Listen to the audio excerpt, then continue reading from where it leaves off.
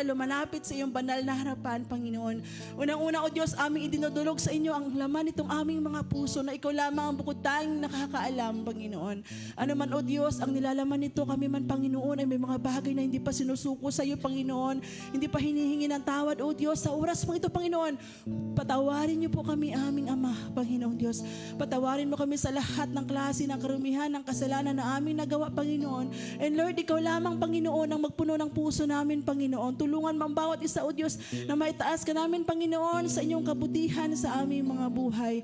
O God, alam namin, Panginoong Diyos, na hindi ka nagkulang kailanman at hindi mo kami pagkukulangin, Panginoon. Kaya naman, Lord God, nararapat lamang sa iyo, Panginoon, na maibigay namin ang aming 100% na pagpupuri. Kaya naman, Panginoon, ano man ang aming sitwasyon, Panginoon, kami ay sama-samang mag-alak, Panginoon, magsasaya sapagkat, O Diyos, ano mang pagdadaanan namin, ano man ang aming katayuan ngayon, alam mo na, at Panginoon, at kayo po, Panginoong Diyos, ang kikilos nito para sa amin at hindi namin kailangang mag-alala, Panginoon. And Lord, sa inyo po namin pinagkakatiwala ang bawat isa, Panginoon. Dalangin namin, O Diyos, na yung pagsama mo, Panginoon, ay malubos namin, Panginoon, at lubos ka naming maranasan, Panginoon, sa umagang ito, mula sa simula hanggang sa matapos, Panginoon, ang aming gawain, Panginoon. O Diyos, tinataas ka namin at pinupuri, isinasamba ka namin at dinadakila. Ito ang aming panalangin sa pangalan mo lamang, Panginoong Jesus. Ang lahat ng anak ng Diyos ay magsabi ng Amen. Palakpakan natin ang ating Diyos. Hallelujah. Sabihin mo sa katabi mo, excited ka na ba magpuri sa Panginoon? Ayan, excited na ako. Ayan. Sama-sama tayong magsaya sa presensya ng ating Diyos.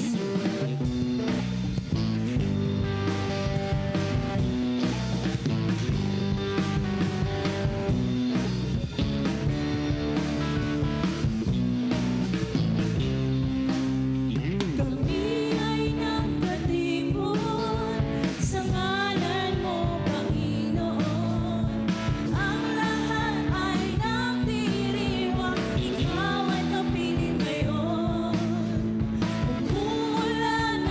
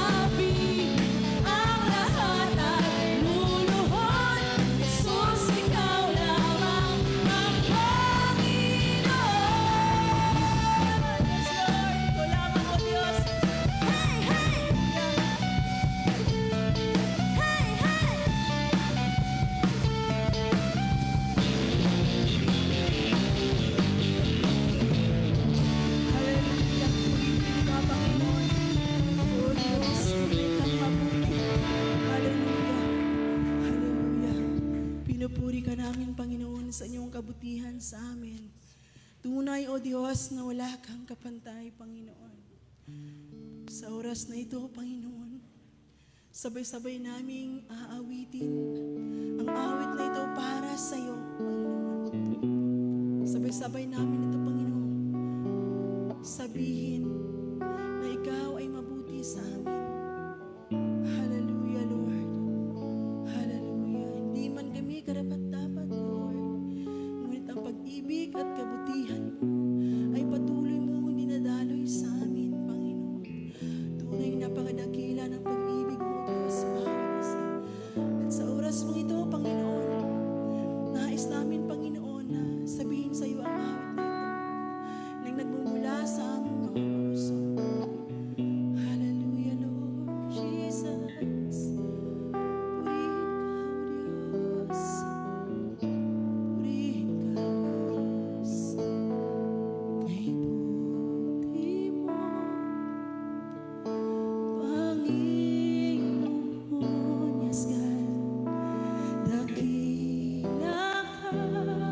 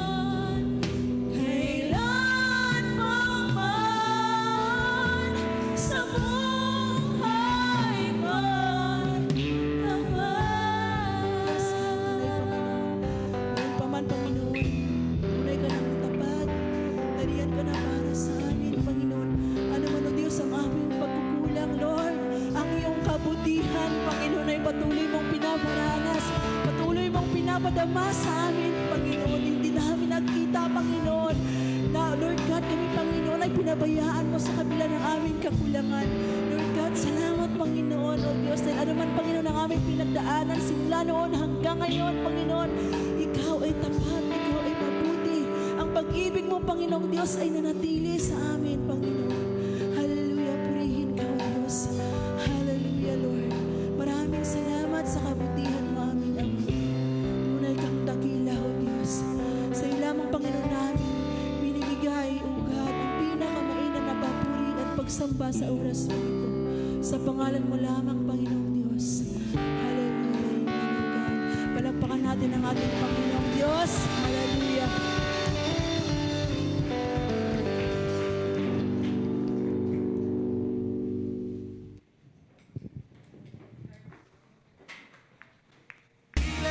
Now's the time. Prepare the way of the Lord. Sing hallelujah. Hallelujah. Our praise we sing.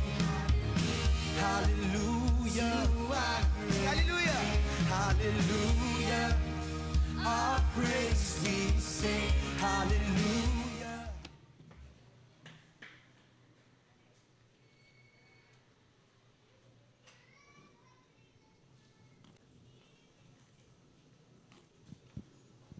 Magandang umaga sa bawat isa.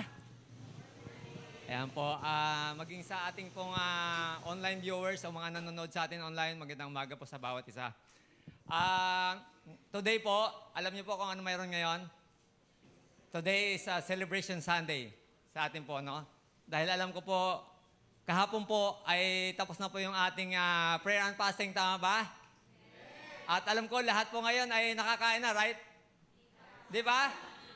Okay, so mamaya po, wag po kayong mag-aalala. Dahil kung may fasting po, mayroon po tayong feasting. Mamaya po ay mayroon pong hinanda po sa atin ang ating pong kitchen ministry. Ayan, sa pangunguna ni Sir Cora, mayroon po tayong mamayang Anli. Pero paalala lang po sa atin po na magbe-break ng fasting po, ay dapat po dahan-dahan lang. Huwag po masyadong biglain, no? Huwag po nating damihan ng pagkain. Baka mahirapan po yung ating tiyan, ano? So, yan po, alam ko lahat po ay hindi lang nagsisiksi, na naging sexy. Alam ko po marami na rin tinugon, no? Nakakatuwa nga nung Wednesday, no? In-encourage ko po kayo na sana Wednesday, umutin po kayo ng Powerhouse. Wednesday pa lang, marami nang nagpatotoo. Hindi pa tapos yung prayer and fasting. Pero marami nang pong sinagot na mga panalangin. Tama ba? Mabuti ba ang ating Diyos? Palakpakan nga po natin ang ating Panginoon. Yan. So, at hindi lang po yun, no? Alam ko po ay natapos na rin yung ating Bible reading. Tama ba? Sino po dito nag-participate na mag-Bible reading? Pwede ba taas ng kamay? 1, 2, 3, 4, 5. Ang dami. Sino po ang nakatapos? Oh, wow! Palakpakan po natin ang mga sarili natin. Palakpakan natin ang Panginoon, no? Sa mga buhay ng mga talaga nakakatuwa, no? Talagang ako po, inaamin ko po, hindi pa po ako tapos. Pero hindi po ako susuko, no? Tatapusin ko po ito. Ang hirap po sa amin, kasi sa amin po kasi old and new, no? Kaya napakahirap po. Another 40 days pa yata ako. Pero hindi po ako papayag na hindi ko po matatapos yung pagbabasa ng Biblia, no? At nakakatuwa po na marami po tayong natutunan, no? Sana po ugaliin po natin ito taon-taon, no? Hamon po sa atin to sa bawat isa na sana po ay hindi lang po sana natin sabihin ng pastor natin or ng ating mga elders na tayo magbasa. Dapat po ito ay inuugali or kaugalian na or ugaliin na po dapat natin na ito'y basahin. Tama ba? Ayun. Pero bago po yan, bago po tayo magpatuloy po sa ating pag-aaral ng salita ng Panginoon, tayo po muna yumuko at manalangin. Aming Diyos, dakila, makapangyarihan sa lahat. Magandang umaga muli, Panginoon, sa inyo. Lord, salamat sa oras na ito, sa araw na ito, na kami po ay sinamahan nyo dito, Panginoon, upang kayo po ay mapapurihan, Panginoon, maami pong maparangalan, madakila, Panginoon, sa lugar na ito. Lord, hiling po namin ang iyong pagsama sa mga oras na ito. Kayo po ang mangusap sa amin. Lord God, buksan niyo ang aming puso at kaisipan para sa iyong mensahe, Panginoon. Ikaw po ang magsalita, Panginoon, para sa amin. Pangunahan niyo po kami. Gamitin mo lamang ako, Panginoon, na iyong tagapagsalita. Tulungan niyo po kami, Panginoon. Pagtagumpayin niyo po ang araw nito. Ang araw na ito, Lord God, ay para sa iyo, Panginoon. Lord, salamat. Sa inyo po namin binabalik ang mataas na pasasalamat, pagsamba, sa dakilang pangalan ng iyong anak na si Jesus. Amen. Amen. Palakpakan natin ang ating Panginoon.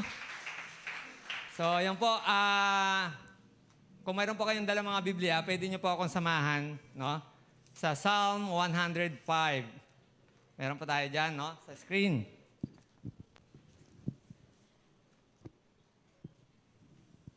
Yan.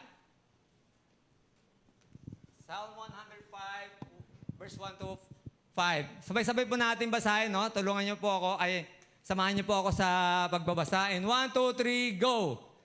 Dapat na si Yahweh, ating Panginoon, ay pasalamatan. Ang kanyang ginawa sa lahat ng bansay dapat ipaalam.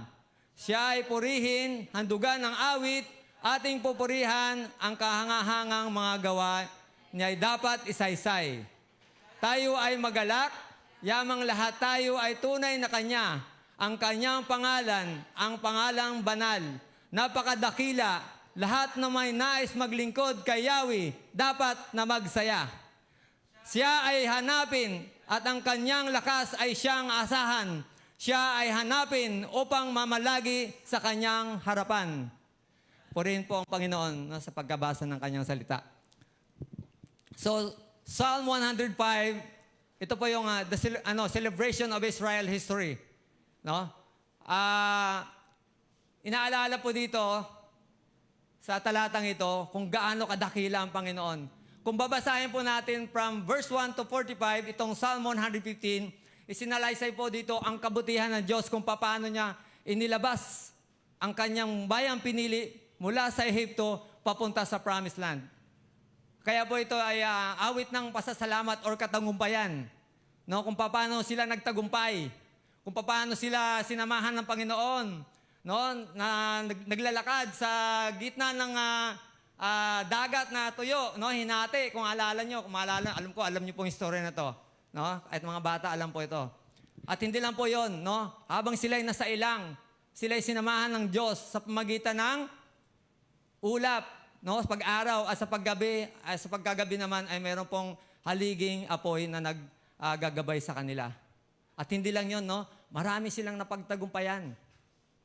Maraming bansa na kanilang nilipol, no? Kasi yun ang pangako ng Panginoon na sila po ay dalhin doon sa lugar ng Kanaan, yung Promised Land.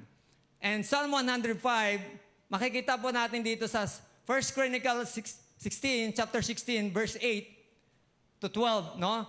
Identical po ito or magkaparehas po ito. Ito rin po yung inawit nila David, King David, kasama ng buong Israel dahil po dito po, nagtagumpay po sila nung paglipat po ng Kabanantipan. Kasi yung first attempt po nila, ay nag-fail po sila. Hindi po naging successful yung kanilang pag-transport ng Kabanantipan. No? Dahil hindi po nasunod ang tamang proseso. No? Dahil dapat po, ang mag-transport lang po, ay walang iba kundi ang mga paring Libita sa pamagitan ng kanilang balikat. But for yung unang pagkakataon, tinransport po ito sa pamagitan ng kariton. No? At dahil hindi po tama yung pag-transport, namatay po dito si Osa, yung anak ni Abinadab, nung pagta-transport nito. Makikita po natin yan sa 1 Chronicle chapter 13. No? And sa chapter 15 naman, dito na po naging maayos or naging successful na po yung pangalawang attempt. Kaya po, itong inaawit na to, awit ng buong Israel, ito po yung inawit nila. No? Pero hindi po tayo magdudwell doon, no, sa ating pag-aaralan ngayon. So, ang ating pong pamagat sa umagang ito ay, meron po dyan? Dahil po celebration ngayon, ang Tagalog po ng celebration day natin ngayon ay magdiwang. Mayroon po dyan sa ating pong booklet po, no? Kung mayroon po kayong mga booklet po, ay nandiyan po yan. No? So, Psalm 105, verse 1 to 2, ang ating pong Yan. Psalm 105. Yung ating pong first point sa umagang ito ay maghayag ng pasasalamat. So basahin po natin. Dapat na si Yahweh, ating Panginoon, ay pasalamatan. Ang kanyang ginawa sa lahat ng bansa ay dapat ipaalam. Siya ay purihin, handugan ng awit, ating papurihan ang kanyang kahangahangang mga gawa. Gawa niya ay dapat na isa-isay. So kung mapapansin po natin dito sa verse na binasa natin, may tatlong paulit-ulit po dyan na sinabi. No? Yung dapat. Dapat. So hindi utos po ito. Hindi pa sinabi dito na, pwede ba pasalamatan natin? Hindi. Sinabi dito, dapat. So dapat, di ba sa atin sa pamalaan natin ngayon o sa gobyerno, pag sinabing batas yan, batas yan. At pag hindi yan sinunod, may kaparusahan po yan. So dito po, sinabi dito, dapat si Yahweh ay pasalamatan, no? Bilang mananampalataya kay Kristo o tayo po mga Kristiyano, no, na tumanggap na sa Panginoon, inuutos pa sa atin na pasalamatan natin ang ating Panginoon, no? Sabi nga diyan, pasalamatan natin siya na magsiawit, no? Na may pagpupuri, no? Hanggang sa ang ating puso ay mapuspos ng pasasalamat. Bakit iniutos ng Panginoon o bakit inuutos sa atin na magpasalamat tayo? Ang lahat ng kanyang mga kautusan ay binigay upang makamtan natin ang mga pagpapala. Alam ng ating Panginoon, alam ng ating Diyos Ama na ang pagpiling ugaliin ang ng pagpapasalamat ay nagdudulot ng totoong kagalakan at kaligayahan sa ating mga buhay. Po ang sitwasyon, no, ng bawat isa at maging detalye po ng buhay natin ay iba't iba. Gayunpaman, no, natutunan ko na may isang bagay po tayo na pwede mag-alis ng kapigatian na maaring dumating sa ating mga buhay. May isang bagay tayong magagawa, no, sa ating buhay. Maaari tayong magpasalamat. Yon. Maaring salungat, no, salungat sa karunungan ng mundong ito na imungkahi sa lahat sa mga tao na puno ng pigati, no, na magpasalamat sa Diyos. Maaring sabihin ng ilan, anong dapat kong ipasalamat? Gayong gumuho ng mundo ko. Madaling magpapasalamat sa lahat ng bagay kapag tila maayos ang takbo ng ating buhay. Amen po ba?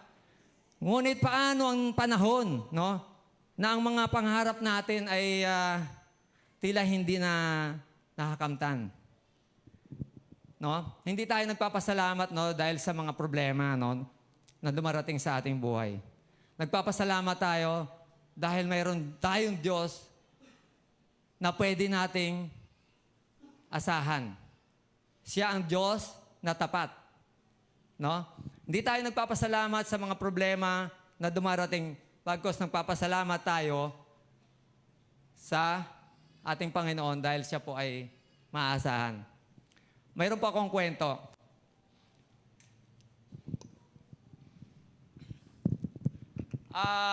Mayroon po akong kwento tungkol sa isang waiter.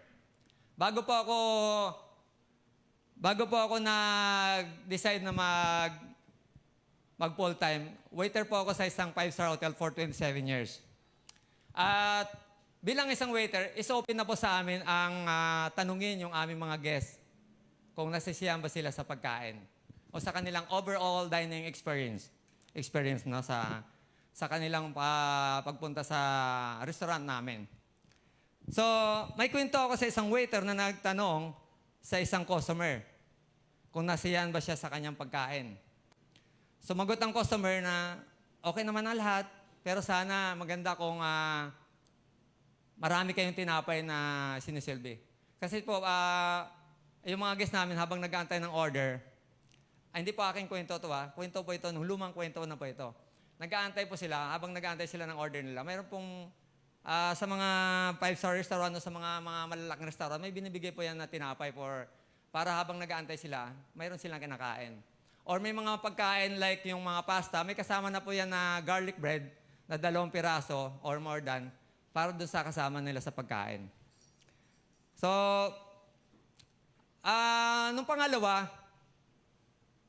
pangalawang pagkakataon na bumalik yung customer, dinoble niya yung tinapay sa halip na 2. Ginawa niyang 4. At ganun pa rin, nung tinanong niya, kinumusta niya, okay lang. Parang ganun lang. Okay lang. Nung sa pangatlong pagkakataon, ganun pa rin. Bumalik yung customer, tapos yung ginawa ng waiter, dinoble ulit. Yung 4, ginawa niyang 8. So ganun pa rin. Umalis yung customer, hindi pa rin nasayaan, hindi man lang magpasalamat. Nung pang-apat na pagkakataon na, sa sobrang determinado yung guest na to na para mapasaya yung kanyang customer, kumuha siya ng isang dipang tinapay. Kung alam niyo po yung French bread na malalaki, kumuha siya ng isang dipang tinapay at hinati niya ito. No, talagang nakangiti siyang inihain sa customer. Halos hindi siya makapagantay kung ano yung reaction ng waiter. Pagkatapos kumain ng customer, tumingala siya at sabi niya, ganun pa rin. Katulad ng dati, masarap pa rin. Pero sabi niya, napansin ko, 2 na lang ang tinapay na siniserve niyo. So ano pang lesson na matutunan natin dito, no? Karamihan po, ganito tayo. Hindi po kayo to. Kasi alam ko, may naging customer ba ako dito? Nung waiter ako, wala, di ba? So hindi po kayo to. Marami po sa atin, hindi na ako kontento or hindi masaya or hindi man lang marunong magpasalamat. Yan po ba? Marami sa atin, sa mga kabataan, binigyan na ng baon, binigyan ng 500, nagreklamo pa. Mayroon ba dito mga batang may 500 na binibigay? Wala. Hindi rin kayo to. Hindi rin kayo to. Sa mga malalaking subdivision to, yung mga 500, may mga kabataan ngayon, binigyan na ng baon. Nagreklamo pa. Hindi man lang marunong magpasalamat. Ayun po ba? Paggising sa umaga, hindi man lang marunong pasalamat, ginising na ng nanay, nagagalit pa. Bakit ginising pa? Alam niyo po, pagising ng umaga, kaya dapat tayo magpasalamat. Marami po hindi na nagigising sa umaga. Kaya dapat po, magpapasalamat tayo. Pasalamatan natin ang Panginoon higit sa lahat. Ayun po ba? So, hindi po kayo to na. Hindi po kayo dito. So, sa ating pagpapatuloy, no? Sabi sa 1 Thessalonians 5:18. Ayan, sabi dito, at magpasalamat kayo sa Diyos sa lahat ng pagkakataon, sapagkat ito ang kalooban ng Diyos para sa inyo, sa inyong pakikipag-isa kay Kristo. So dito po, nakikita na po natin, kung tayo po ay, yung ating pananampalataya, kung lumalago na, kung matuto na po tayo magpapasalamat sa sabi dito, sa lahat ng pagkakataon. Hindi po sinabi dito na sa mabubuting pagkakataon lang. Sinabi po dito, sa lahat. So, dapat po, makikita na po natin kung tayo na po lumalago. No? Sana po, kilala niyo si Job o si Job? Si Job po, bago po itong chapter 1, verse 21, si Job po ay minsan po sinubok ang kanyang pananampalataya. At kung babasahin niyo po yung chapter 1, no pababa hanggang dito, siya po ay, hindi lang po siya nawalan ng 10 anak, kundi nawalan pa po siya ng lahat ng ari-arian niya. Mayroon siyang 7,000 na tupa, no? Mayroon siyang 5,000 o 3,000 na kamilyo, no? At 500 na asno, at 1,000 baka. Lahat po yan nawala. At ng katumbas noon, bagay, hindi na natin masyadong yung katumbas ng 1 kamilyo nung that time ay 1 Ferrari na. Kung niyo po, compute niyo po, napakalaking pera na to. Yung isang kamilyo ay katumbas na 1 Ferrari sa panahon natin yon. Ang halaga po ng Ferrari this time is 5.8 million, no? Ganun pa man, tingnan po natin yung reaction ni Job, no, sa chapter na ito, sa verse 21 ng chapter 1. Sabi dito, ang sabi niya, hubad akong lumabas sa sinapupunan ng aking ina, hubad din akong babalik sa lupa. Si Yahweh ang nagbigay, si Yahweh rin ang babawi. Purihin si Yahweh. Grabe po, no? Grabe po yung, kaya tama po yung description sa kanya ng Panginoon eh. Wala siyang katulad. Wala siyang katulad. Kung babasahin niyo po, Pinagmalaki siya ng Panginoon kay Satanas. Wala siyang katulad sa lupain na nung that time. Or maaring hanggang ngayon. Kasi sabi, wala siyang katulad sa lupain. Eh. Pero mo tayo, mawalan lang tayo ng cellphone eh. Ayaw na natin mag-church. Ayaw na natin magpuri sa Panginoon. Hindi na tayo nagkakapagpasalamat sa Panginoon. No? Kaya marapat po, dapat po, sa lahat ng bagay po, dapat po tayo ay nagpapasalamat sa Panginoon. Amen po ba? So, punta na po tayo sa ating second point, no?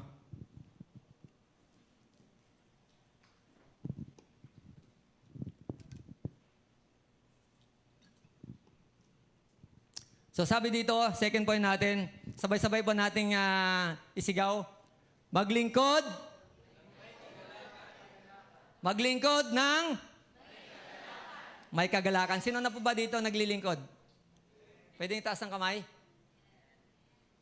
Alam niyo po, hindi man po tayo directly part ng ministry, tayo po lahat ay lingkod na. Once na tinanggap na po natin ang Panginoon, sa buhay natin, bilang Panginoon tagapagligtas, tayo po ay kabilang na sa kanyang pamilya or part of the body na po tayo. Tayo po ay mayroon na pong gawain na inaatas po sa atin. No? Ang totoo po niyan, hindi po kailangan ng Diyos ang ating paglilingkod o tulong. Wag po kayong makonfuse ha. Basahin po natin sa Acts chapter 17, 24 to 25. Sabay-sabay niyo ako. Sabay-sabay po nating basahin. 1, 2, 3, go! Ang Diyos na gumawa ng sanlibutan at ng lahat ng narito ay ang Panginoon ng lahat ng langit at lupa. At hindi naninirahan sa mga templong ginawa ng tao. Hindi rin siya nangangailangan ng anumang tulong o paglilingkod ng tao sapagkat siya mismo ang nagbibigay ng buhay, hininga at lahat ng bagay sa sangkatauhan. Sumalinaw po dito. Pero bakit, Brother Joy, bakit kailangan pa natin maglingkod?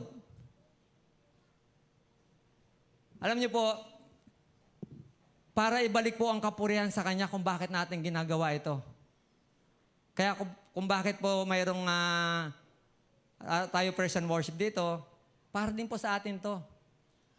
Para sa ating pagpupuri sa Kanya.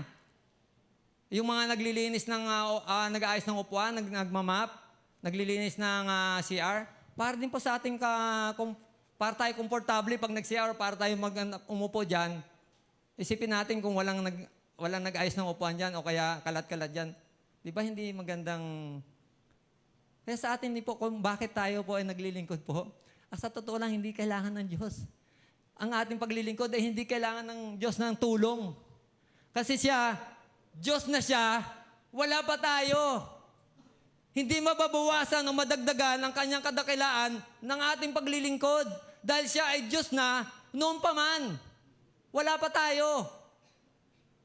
No, kaya hindi po dapat natin ipagmamalaki yung ating paglilingkod sa Panginoon. Sabi ng Panginoong Hesus sa Mark chapter 10 verse 45, sapagkat ang anak ng tao ay naparito, hindi upang paglingkuran, kundi upang maglingkod at upang mag-alay ng kanyang buhay para sa ikatutubos ng marami. Malinaw po, naparito ang Panginoon, hindi para paglingkuran, kundi tayo ang kanyang pinaglingkuran. Malinaw po yan. No? Kaya hindi po dapat natin ipagmalaki na lingkod ka na. No? Dapat po, hindi na po dapat ganun ang ating mga pag-uugali o pag-iisip. Amen po ba? Pwede ba natin palakpakan ng Panginoon? So ano ba dapat ang motibo natin? Kaya karamihan po sa naglilingkod, hindi na nagkaroon ng kagalakan. Hindi masaya. Sabi sa ito po, tingnan po natin mabuti, no? Sabi sa Colossians 3:23, anuman ang inyong ginagawa, gawin ninyo ng buong puso na parang nasa Panginoon kayo naglilingkod at hindi sa mga tao.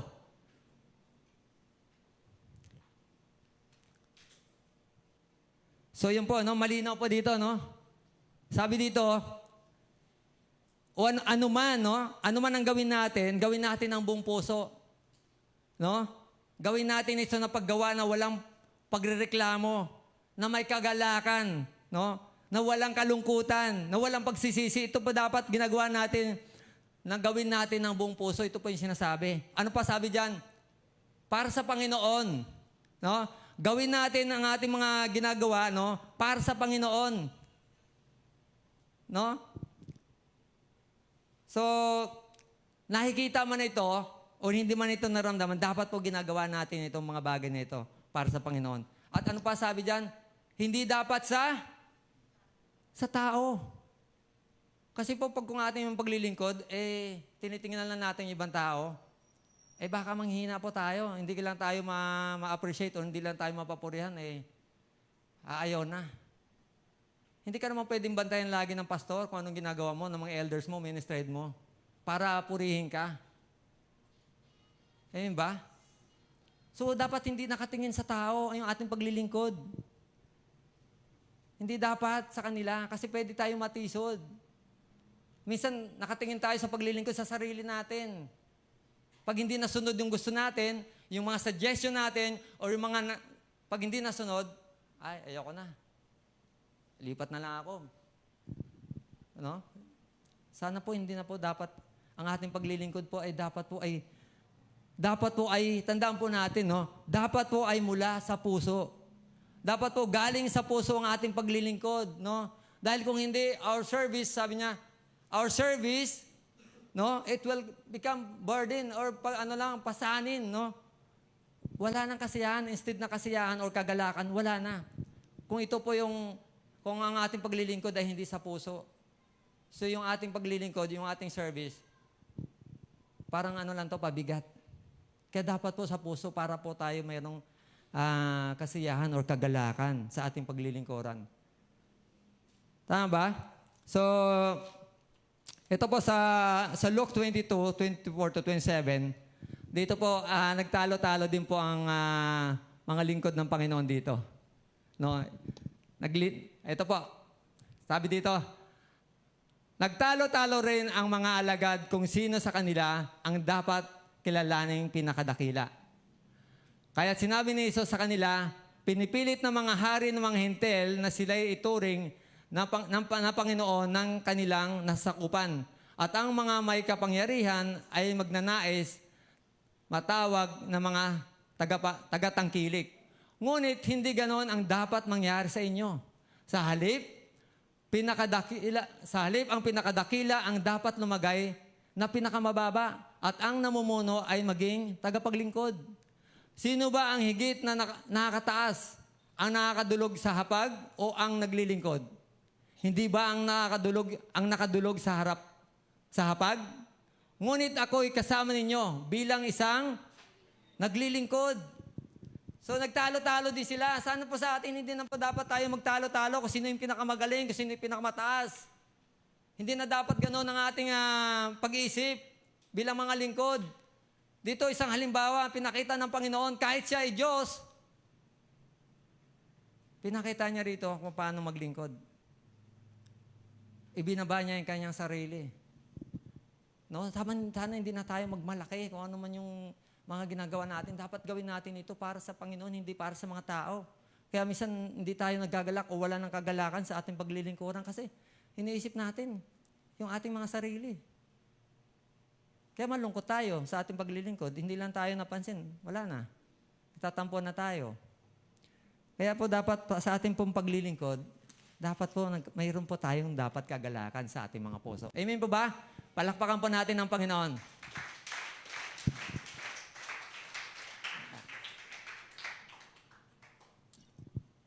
So punta na po tayo sa ating third point, no? Madali lang po ito kasi alam ko gutom na po ang bawat isa. Hindi po ba? Alam ko kahit ako gusto ko na rin alam niyo po, dati po kasi 54 ako ngayon 49 na lang Kaya sexy, no? Joke lang. So, payat na, lalo pang pumayat. Hindi, lalong sumeksi. Ayan po, yung term na sexy. So, congratulations po sa mga alam niya na. Pero alam ko, may magandang resulta po yan sa ating mga katawan. Yung pagbabawas ng pagkain, di ba? Nawawala po yung mga cholesterol, hindi tumataas yung ating mga high blood, gumaganda po yung ating katawan. Tama ba ba? So, mamaya po, wag muna tayong umuwi ng maaga dahil po mayroon pong inhanda sa atin ng Anli Lugaw. Yan po. Kasi dalawang lugaw po yun eh. So, mayroon po tayong dalawang klaseng lugaw. So, kung hindi nyo type yung ganitong lugaw, mayroon po tayo doon mamaya. So, nagugutom na po ba? Natatakam na po ba? So, ang third point po natin ay mamalagi sa kanyang kalakasan. Yan. Basahin po natin yung Basahin po natin yung verse ng Awit 105:4-5. Ayan, sabi dyan, siya ay hanapin at ang kanyang lakas ay siyang asahan. Siya ay hanapin upang mamalagi sa kanyang harapan. So, 2 beses din po dyan nabanggit yung hanapin, no? Alam niyo po, marami po sa panahon natin ngayon, sobrang dami po ang nagpapahirap o nagpapahina sa atin. O maraming mga kapaguran, no, na atin po naranasan sa mundong ito. Tama ba? Sino ba ditong namamalengke? Grabe po, no, nakakapagod. Pag-isip pa lang, nakakapagod na. Eh, yung presyo, no? Sabi nga sa mga social media na may mga biruan nga na yung sibuyas ay inalis na. Inalis na sa bahay dahil daw ay katumbas na siya or nakategorize na siya sa alahas, hindi na sa gulay. Kaya doon pa lang napapagod na tayo. Hindi lang 'yon. Marami pang nagbibigay ng kapaguran. Sino ba dito nagtatrabaho? Grabe, sa biyahe pa lang. Sobrang nakakapagod na. Sino ba dito nagtatrabaho ng Makati, Mandaluyong, tsaka sa bandang Quezon City? Napakalayo, traffic. Sobra, grabe. Ako po dati, nung mapasok po ako, papunta pa lang, 2 to 3 hours na yung aking allotted time para from Bagumbong to Makati. So traffic pa lang, 1 way pa lang yun. Yung 3 hours, 1 way pa lang yun. Pagbalik pa, ganun po grabe. Ang dami pong mga kapaguran, no? Maging sa mga kabataan, sa pag-aaral, talagang nakakapagod. Tama ba? Amen ba, mga kabataan? Nakakapagod. Ang daming assignment, daming mga di ba? Mga projects natin, ang dami. Kaya hindi na ako nag-aaral eh. Kasi matanda na, hindi na tayo nag-aaral. So, nakakapagod, no? Sa mga walang trabaho, sino dito walang trabaho? Alam niyo ba madali mga walang trabaho? Nakakapagod din, biro mo maghapon ka. Maghapon ka tambay. Grabe, di ba? Nakakapagod. At nakakatuwa dito sa mga nanay. Sino mga nanay dito? Isa lang? Grabe naman kayo. Ayaw nyo na Alam niyo po, nakakatuwa po yung mga nanay po. Mga nanay, congratulations. Saludo po ako sa inyo. Sa aking may bahay, maraming salamat. Grabe ngayon ko lang po na-realize na akala ko dati kami mga lalaki lang yung masyadong nahirapan pagtatrabaho. Grabe pala yung mga nanay. Hindi lang pala sila tagalaba, tagaluto, tagasaing. Sila din po ay electrician, saka sila din po ay nurse, sila din po ay mga doktor sa kanilang mga anak. Tapos mga lalaki, pagdating, hindi na silbihan ng asawa, nagagalit pa. Pagod ako. Kailangan mo ako pagsilbihan.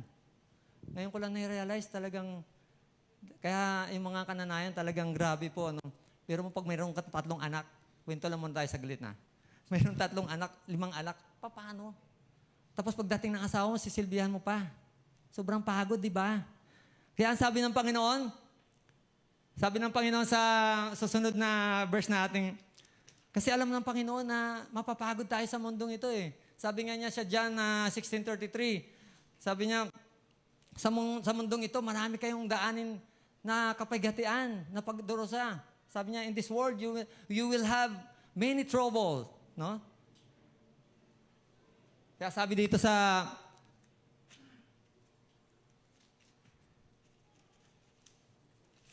Matthew 11:28, meron ba dyan?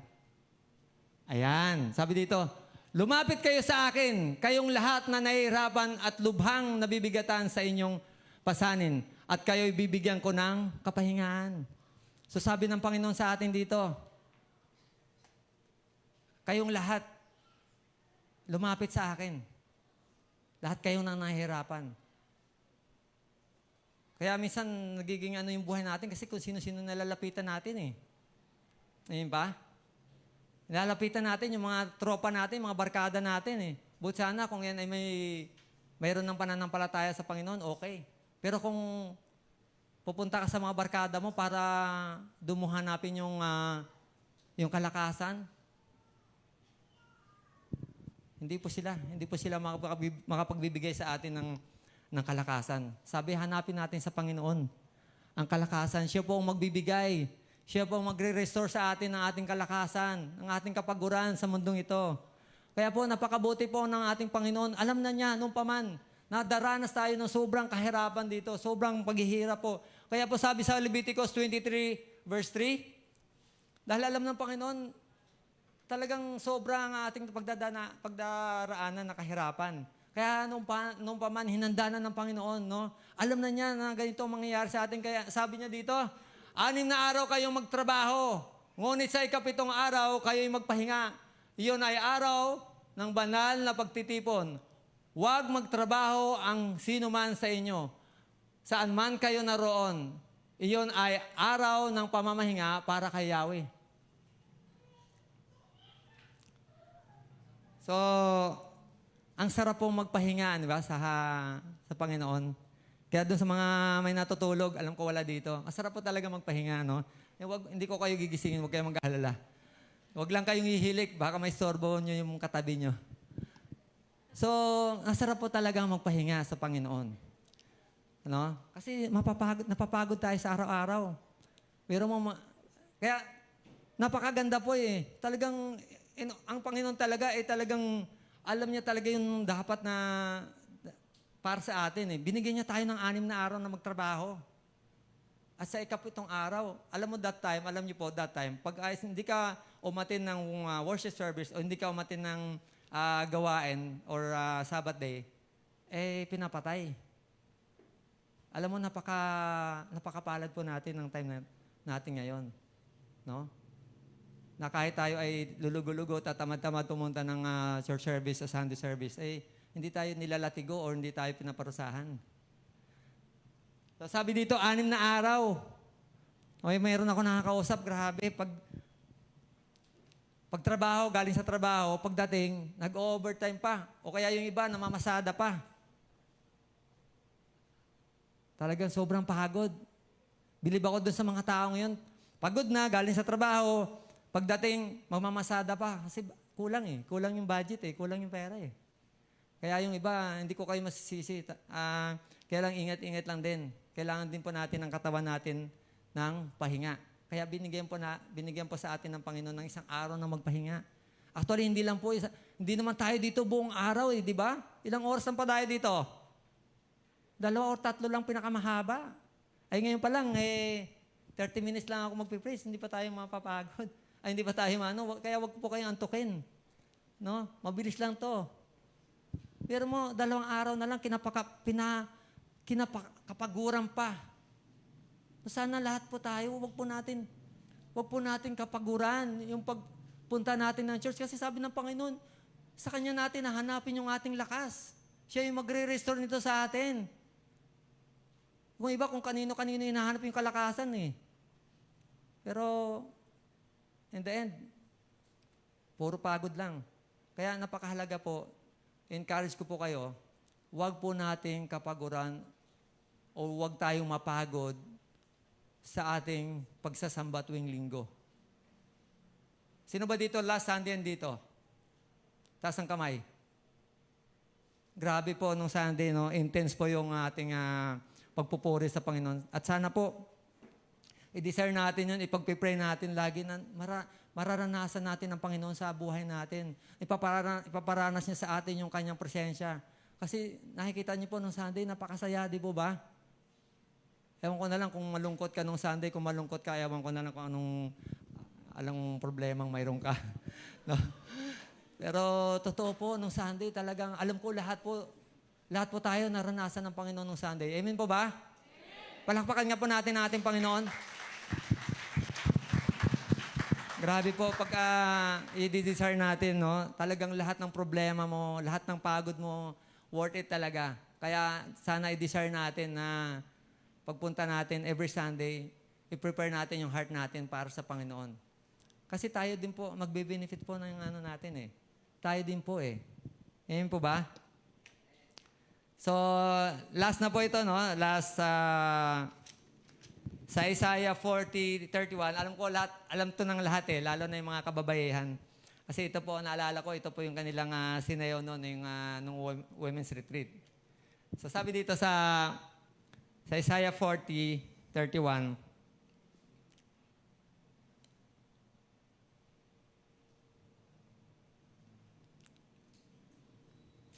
meron ba, Mac? Ayan, 40:31. Ayan. Okay, so ito po ay last na po natin babasahin po. Sana ay lakasan po natin. No, last na to. Kakain tayo maya-maya. Huwag kayo mapa. Okay, in 1, 2, 3, go! Ngunit, at sumisik,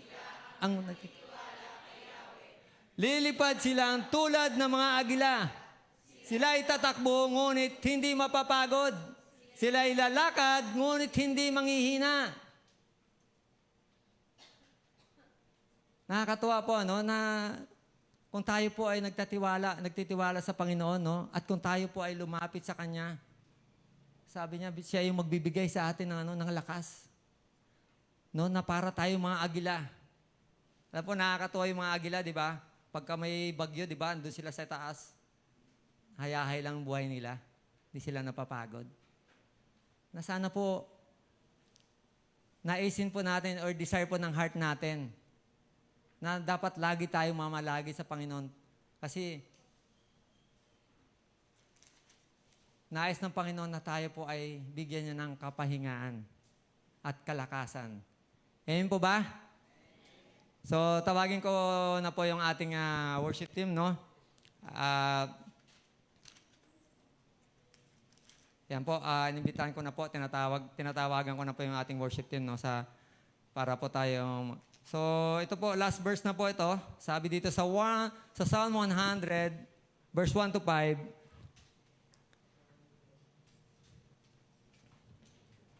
Sana po ibigay po natin yung ating lakas, no, sa pagpupuri sa Panginoon. No, wag po natin na hayaan na umuwi lang tayo na hindi natin maranasan ng Panginoon sa ating mga buhay. Sabi dito sa Psalm 105, umawit sa kagalakan ang lahat ng mga bansa. Si Yahweh ay pupurihan, paglingkuran siyang kusa, lumapit sa presensya niya at umawit na may tuwa. Si Yahweh ay ating Diyos. Ito'y dapat na malaman. Tayo'y Kanyang lahat, tayong lahat na nilalang. Lahat tayo'y bayan niya, kabilang sa Kanyang kawan. Pumasok sa Kanyang templo na ang puso ay nagdiriwang. Umawit ng papuri sa loob ng dakong banal. Purihin ang ngalan niya at siya ay pasalamatan. Napakabuti ni Yahweh, pag-ibig niya ay walang hanggan. Pag-ibig niya ay tunay, laging tapat kailanman. Purihin natin ang Panginoon. Tayo po ay umawit sa Panginoon. Tayo na po ay tumayo. Naawitan po natin ang Panginoon.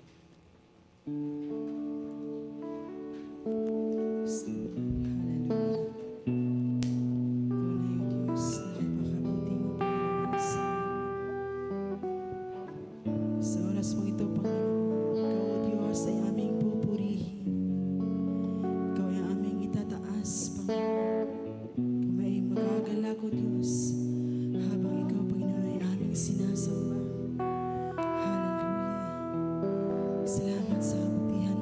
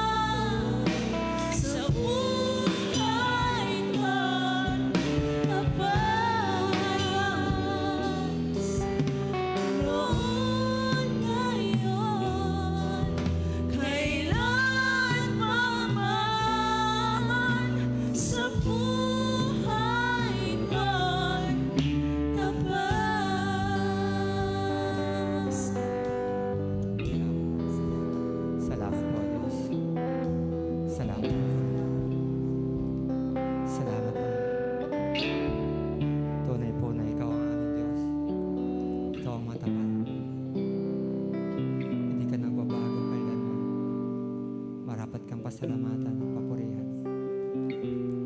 Salamat, Panginoon.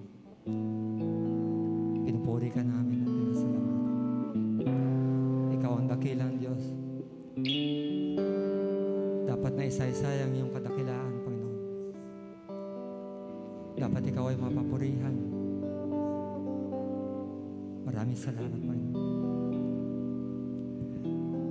Aming Diyos, tunay na ikaw ang Diyos na mabuti at dakila at marapat kang pasalamatan at ang duga ng pag-aawit pupuri namin, Panginoon.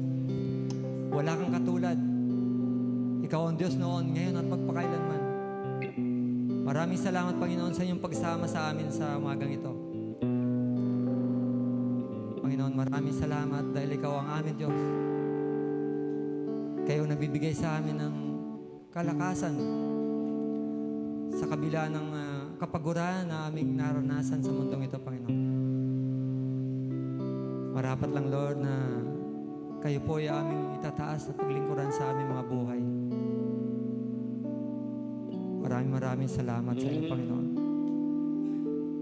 Yes, Lord God. Pinupuri ka namin, dinadakila, pinasalamatan sa tanging pangalan ng iyong anak na si Jesus. Amen and amen. Palakpakan natin ang Panginoon. Amen.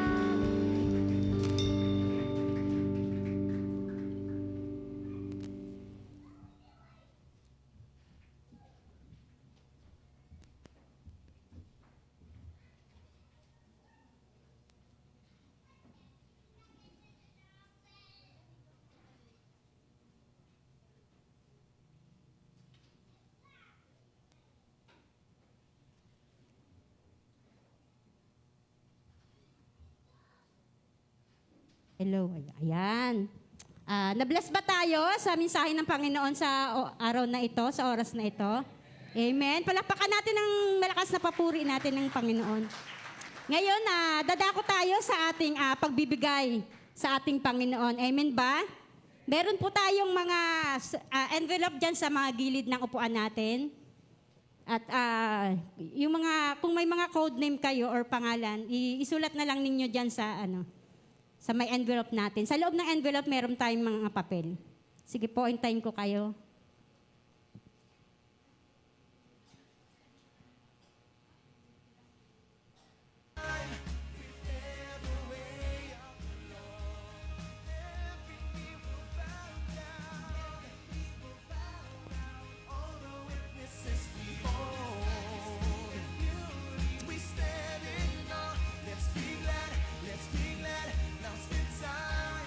Okay na po. Pwede na po tayong manalangin. Sige po, tayo na po tayong lahat. Tayo po ay mananalangin at panalangin na po natin ang ating tithes and offering. Tayo po ay magtatapos na rin po sa ating gawain sa oras na ito.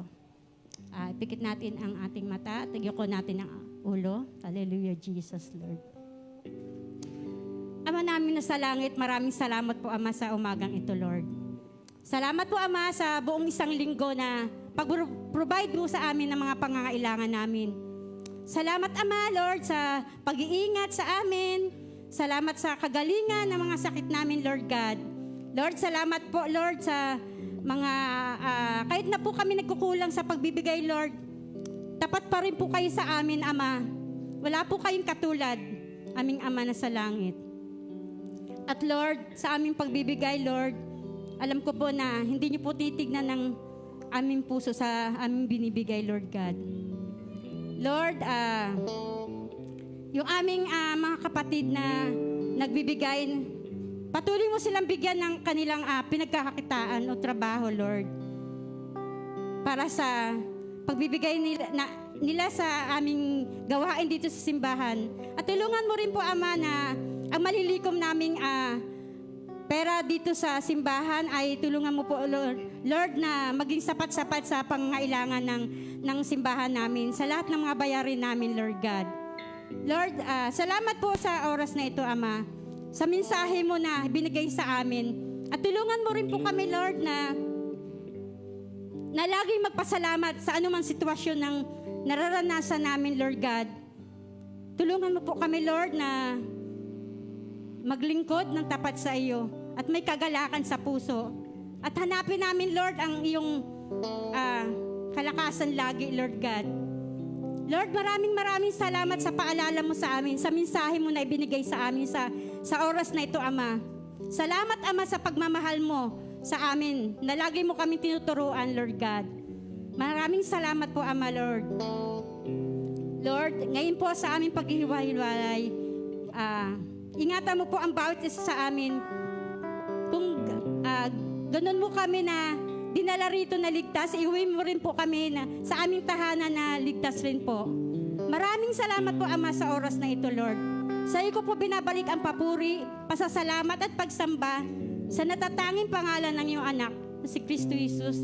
Amen.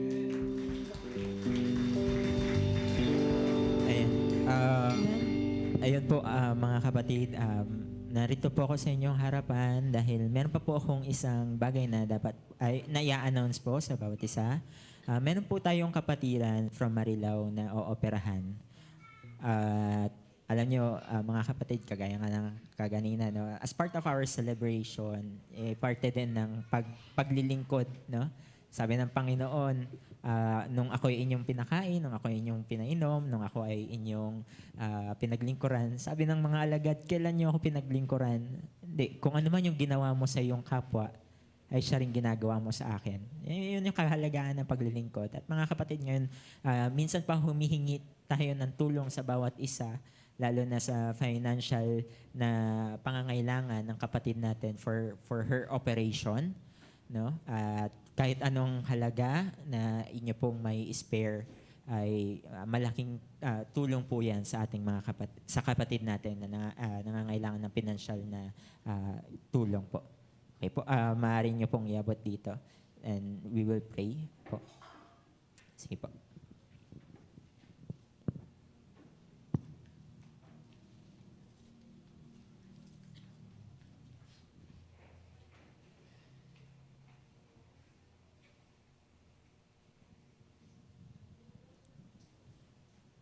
Maraming salamat po mga kapatid. Pagpapalain po kayo ng Diyos.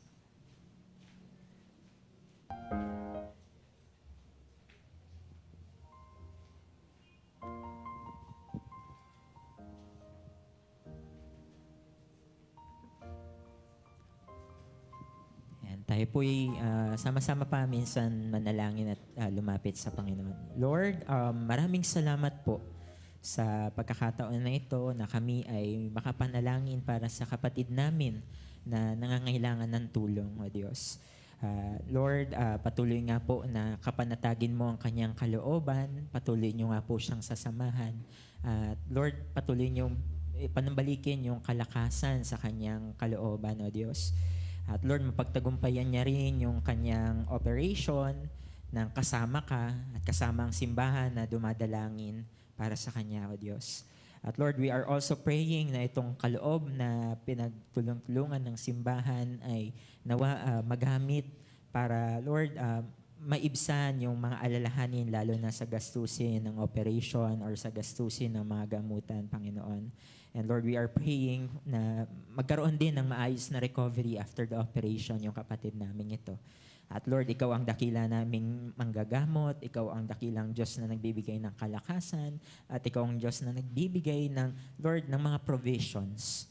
Lord, kasangkapan mo lamang ang mga, instrumento mo lamang ang mga doktor na titingin sa aming kapatid, yung mga instrumentong gagamitin, Panginoon. At Lord, gagabayan mo sila upang maging matagumpay yung operation na ito. Lord, we thank you. Lord, we bless your name. In Jesus' mighty name we pray. Amen and amen. So yan, sama-sama tayo muli, minsan pang papurihan, awitan ng ating Diyos. Ayan, minsan, maaari po bang balakpakan natin minsan pa ang ating Panginoon sa isang napakagandang mensahe na Kanyang dinaloy sa atin. Hallelujah.